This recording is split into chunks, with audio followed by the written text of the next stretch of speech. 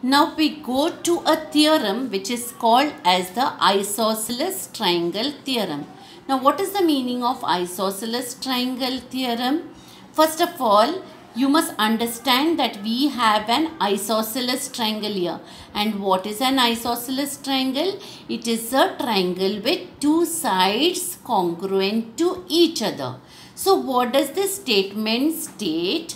It states that if two sides of a triangle are congruent, then the angles opposite to them are congruent. Okay, so we have a triangle here ABC. Okay, what they said? The sides of the two sides of the triangle are congruent. Which are the sides here? AB and AC. So if we talk about given, we can say triangle ABC is given to us where segment AB is congruent to segment AC. So I write here, in triangle ABC, segment AB is congruent to segment AC. Okay, this is what is given. If two sides of a triangle are congruent, what are we to do then?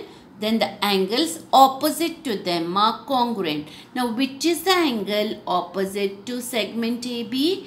Angle ACB. So, I write here, I have to prove angle ACB is congruent to the other side is segment AC. Opposite to it is angle ABC. So, I write here angle ABC. Now to do this, you will see in the figure there is a certain construction done. What is this construction? That is, this angle A is bisected by a line AD. So we draw the bisector of angle A such that it meets side BC at the point D. So we write here, draw the bisector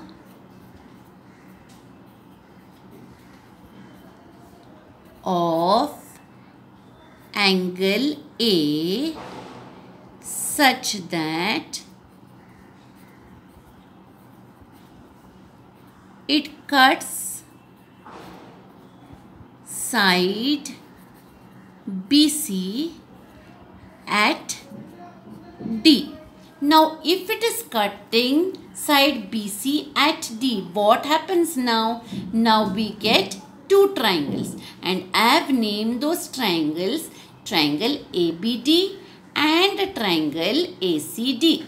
So, in triangle ABD and triangle ACD, what do we already have? We know that the segment AB is congruent to segment AC. So, I write here segment AB congruent to segment AC. Why? Because it was given. The two sides of the triangle are congruent. So, we write here given. Okay. Then I also have one angle which is equal to each other in both these triangles. It is this angle. Angle BAD is congruent to angle CAD. Angle BAD is congruent to angle CAD. Now, how did this happen? How can we write this? We have drawn the bisector of angle A. Where we did that? We did it in the construction. So, this bisector divides this angle BAC into two equal parts. Therefore, angle BAD is congruent to angle CAD. That was by the construction. So, we write here construction. Okay. Then, we have one more pair of segments which are congruent to each other. Now these are not given that they are congruent to each other, that segment BD is congruent to segment DC. Which is the third side? It is segment AD, and this segment AD is common to both these triangles, triangle ABD and triangle ACD. So what will I write? Segment AD congruent to segment AD. What is the reason? Common side. Common side. Therefore, now what happens? These two triangles will be congruent to each other. So, how will I name it? Triangle ABD is congruent to triangle ACD. Okay, I write here triangle ABD is congruent to triangle ACD. Okay, when I write it, I must also write the test, how they are congruent. Now, how will I get the test? Here there is a side, here there is an angle, and this side. So, side, angle, side. Again here, this is the side, this is the angle, this is the side. So, by which test are they congruent? By the SAS test. Okay, so if I am writing that these two triangles are congruent by the SAS test, I can also say angle ABD is congruent to angle ACD. How did I get it? Here this side is represented with two lines, here no lines. Again here this side is represented with two lines, here no lines. So angle ABD is congruent to angle ACD. What is the reason now? Once we say that the two triangles are congruent, the angles are equal to each other, congruent to each other by CACD, that is corresponding angles of congruent triangles. Now, instead of saying angle ABD, can I say angle ABC?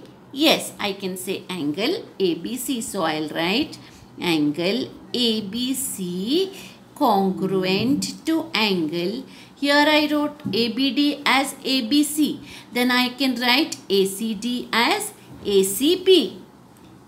ACB. So, if angle ABC is congruent to angle ACB, can I write angle ACB congruent to angle ABC? What have I done now? I have just reversed the position. This is here and this is here. Just reverse the position. So, was this what I had to prove? Yes. Angle ACB congruent to angle ABC. Now we have a corollary from this isosceles triangle theorem, which states that if all sides of a triangle are congruent, then its all angles are congruent. All sides of a triangle are congruent in which triangle? Equilateral triangle. Therefore, all its angles are congruent. We have to know this because we have to apply it in different sums.